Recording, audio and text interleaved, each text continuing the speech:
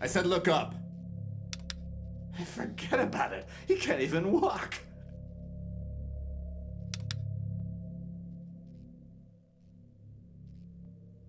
Just look at him. The guy's completely out of it. He doesn't even recognize me. Probably doesn't even know what the hell he's doing here. Stupid bastard's drooling all over himself. It's time for me to offend the entire PC gaming community. I've never played the original Alone in the Dark, released in 1992 for the PC. I've traditionally been a console gamer, and Alone in the Dark never made its way to any console actually worth owning. Also, while I hate to shit all over a game that starred the entire survival horror genre, and is theoretically supposed to be pretty good, I always thought that these graphics looked horrible.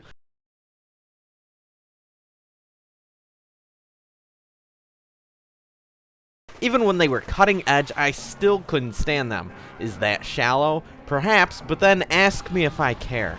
Don't let that stop you from enjoying the original if you like it though. Alright, now that that's out of the way, 2008's Alone in the Dark is actually the 5th game in the series, though it's easily accessible to newcomers as well. This is the kind of game that if you're anything like me, upon first look, you will immediately want to fall in love with it. It's a survival horror game with an interesting story containing a mix between action-oriented and puzzle-solving gameplay. Its mood draws upon movies like Dawn of the Dead and Land of the Dead. The game has a serious tone that perfectly instills the feeling that wicked shit is indeed happening all around you. This is the game that you want to be incredible. Unfortunately though, well, it isn't. First, I'll mention the hardware-specific problems.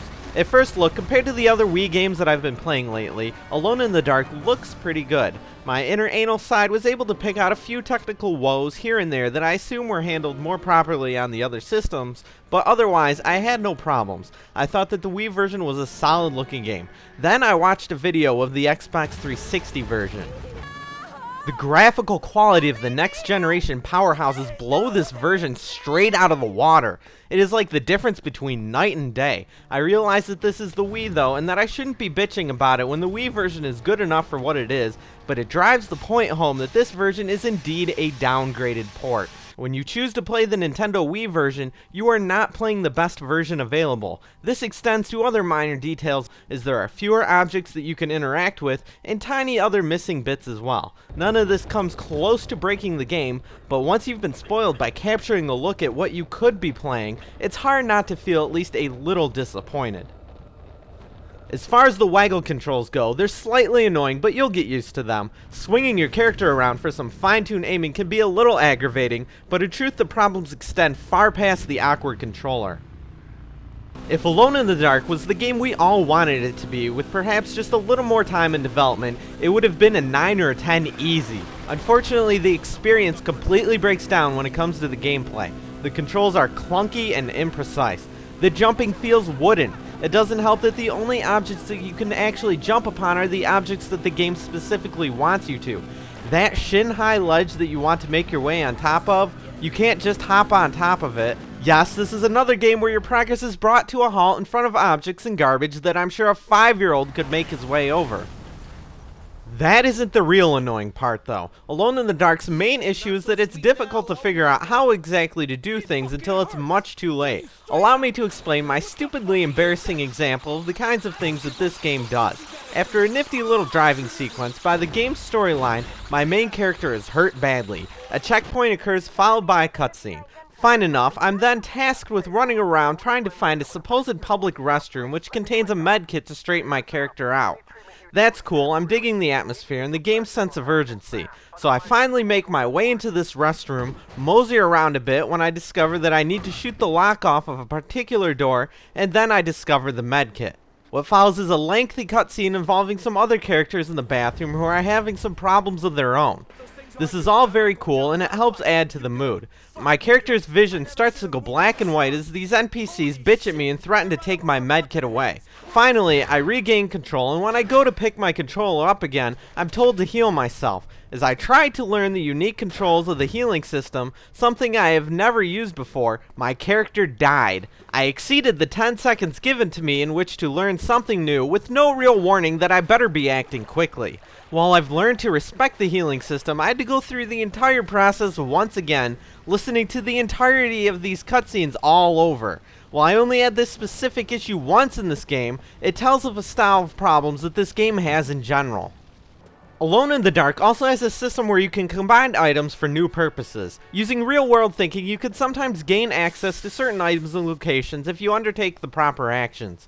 A lighter in the spray of your medkit can turn into a nice little makeshift torch. Some of this stuff is really badass. On the other hand, you can often be penalized for being a little too creative. The game's logic doesn't explore all available possibilities, and when you go to try something out that seems like it just might work, allowing you to somehow blow your way in through a door or whatever else, it just doesn't happen. You've wasted an item and now you're screwed with less tools to work with. It's just another example of potential that isn't fully realized.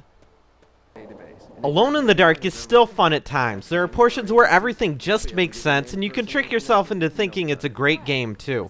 I remember playing about midway through and finally feeling like I had a full grasp on this game, that I had come to truly understand the game's logic and thinking. Then, I find myself slamming face first into yet another stupid logic puzzle. One that I'm sure has a simple solution, but honing into the video game's sense of reasoning becomes tiresome time after time.